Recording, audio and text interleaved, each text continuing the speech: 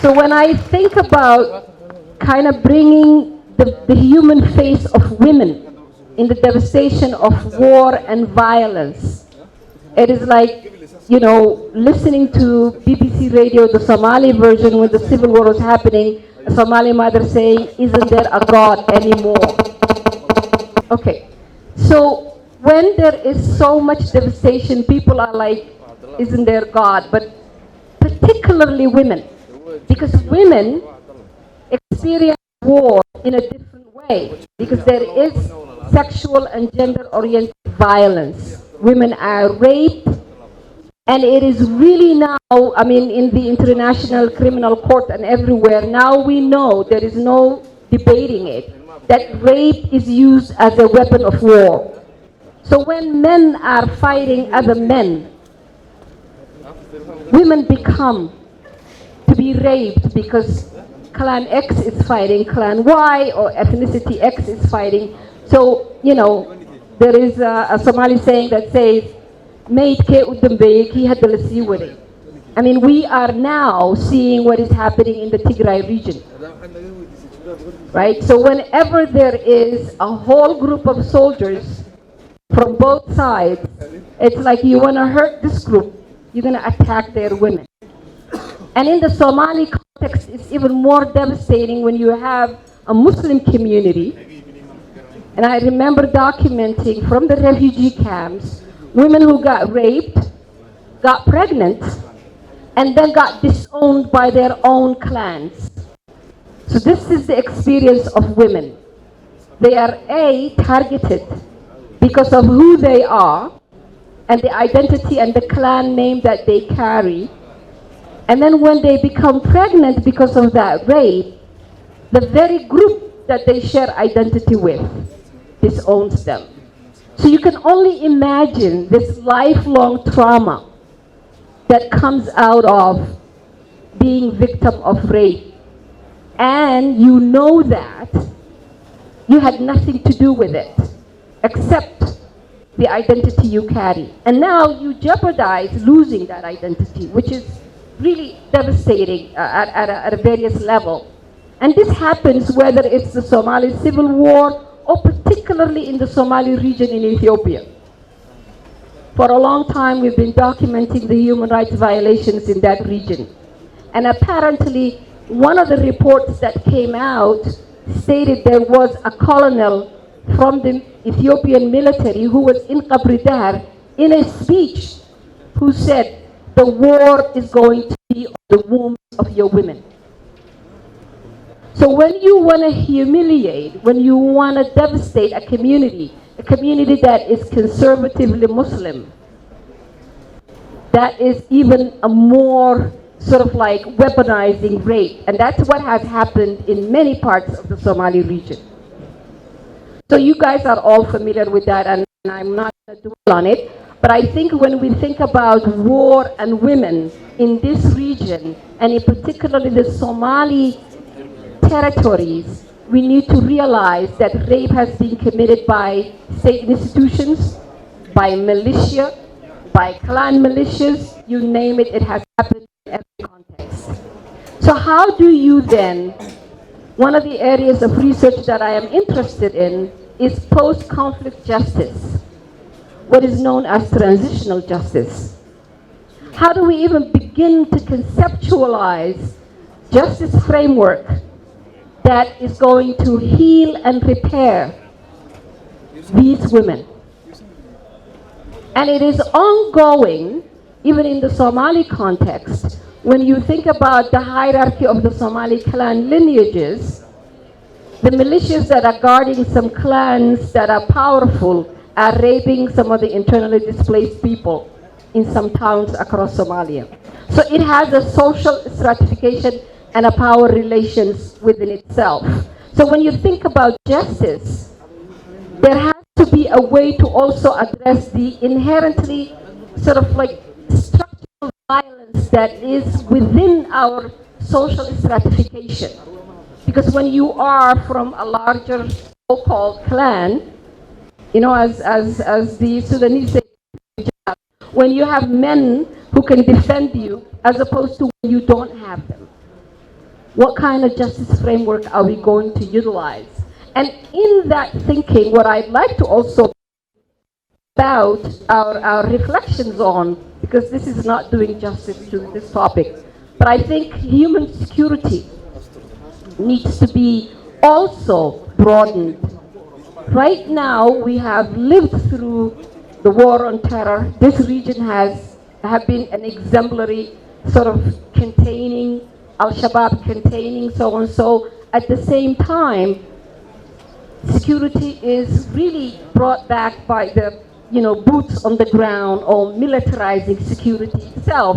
So what I want you to think about is human security that is much broader, that includes health security, that includes dealing with the ramifications and the trauma of rape, that deals with the whole displacement of civil war. So human security that addresses people's mental health, post-conflict, and I don't know how many places in the Horn of Africa we can say they are really 100% post-conflict. Because for you to even address accountability for what has happened, you need to be beyond the conflict itself. But as we finish one conflict, another one erupts. So this region is really complex in that way. So human security needs to be rethought. And it's not bringing more guns and more soldiers into people's communities, but it's thinking about how to never repeat what has happened and thinking about how to heal the traumas that are going to be a lifelong trauma. And also education.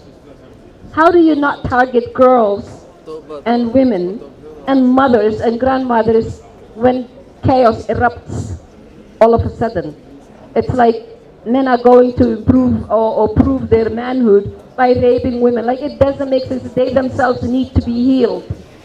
So I'm going to stop there, but human security that is broader, education-wise, health-wise, that is more than guns, that is about food security. All those things need to be brought under the umbrella of human security, I think, when you think about this region. I'll stop there.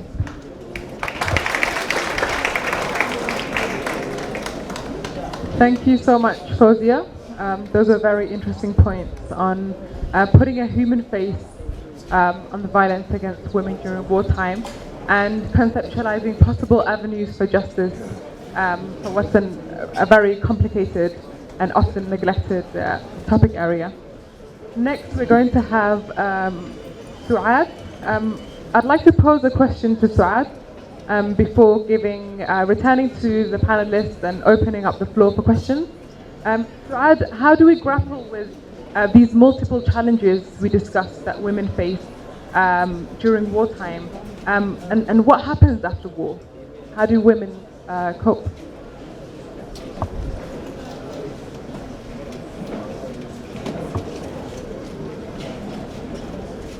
Bismillah ar-Rahman ar-Rahim. Assalamu alaikum wa rahmatullahi wa barakatuh. So dhawaada.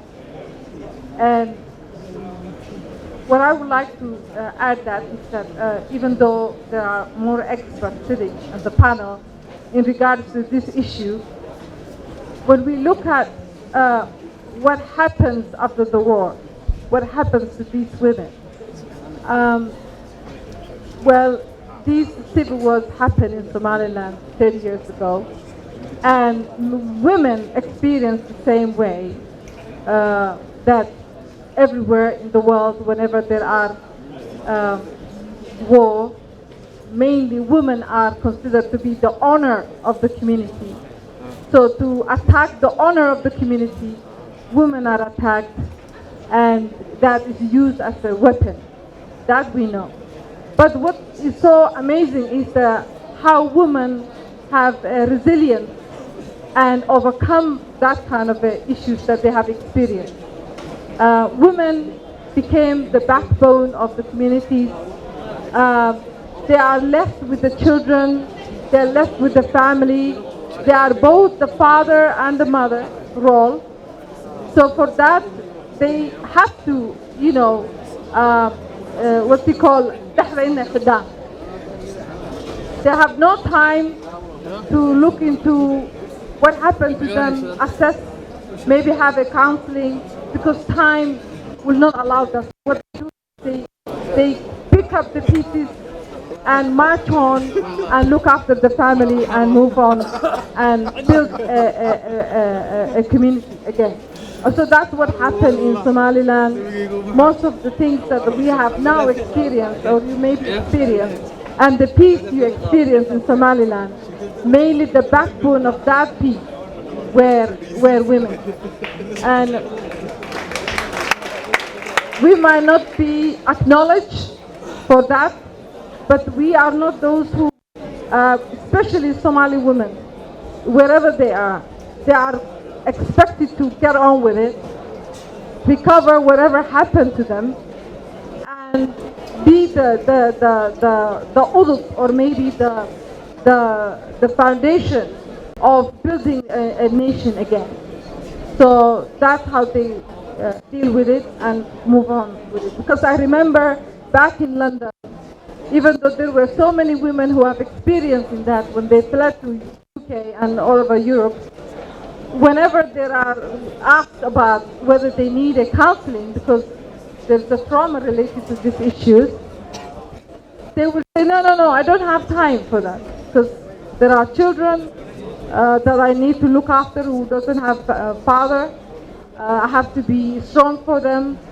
So for that, similarly, what they do is in the community and in the nation, they have become that strong bond that holds the community together, nation together, so that they can overcome the problems that they have faced and the trauma they have faced.